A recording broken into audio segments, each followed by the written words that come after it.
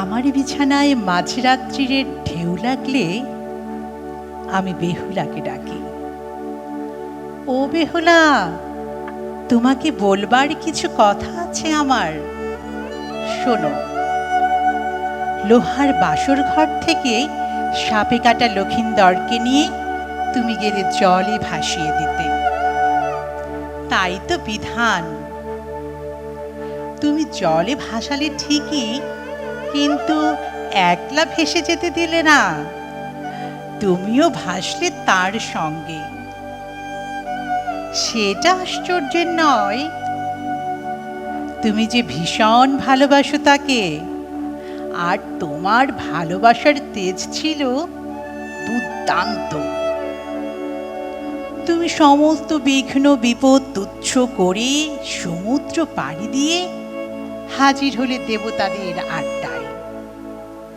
সেখানে তাদের সবাইকে নাজেহাল বেসামাল করে লক্ষিন্দরকে বাঁচিয়ে ফিরিয়ে আনলে বাড়িতে। ধন্য ধন্য পড়ে গেল সারা দেশে। এ পুণ্যভূমির আকাশে বাতাসে স্লোগানের মতো ধ্বনি উঠল, এই তো প্রতিভক্তি, একেই বলে সতী সাধ্যি। ও বেহুলা, এখন বলো তো আমায়, লোহার বাসর ঘরে অন্ধকারে সাপটা যদি ভুল করে লক্ষিন্দরের বদলে তোমাকে ছোবল দিত, তাহলে কি হতো?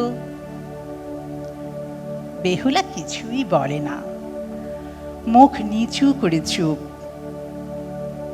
তাহলে শোনো, কি ঘটতো আমি বলে দিই।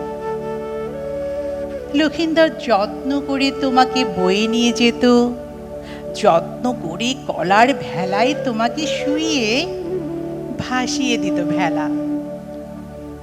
সে নিজে কিন্তু থাকতো ডাঙায়, এবং ভাঙা হৃৎপিণ্ড নিয়ে শোকাচ্ছন্ন ফিরে আসতো বাড়িতে।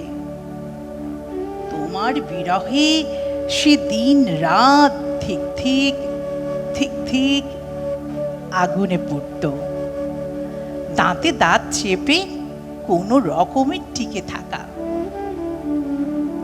কিন্তু মাস দুই বাদে তোমার বিরহ এমন অসহ্য হয়ে উঠল লক্ষিন্দরের কাছে যে আর একটি মেয়েকে তার বিয়ে করতেই হলো।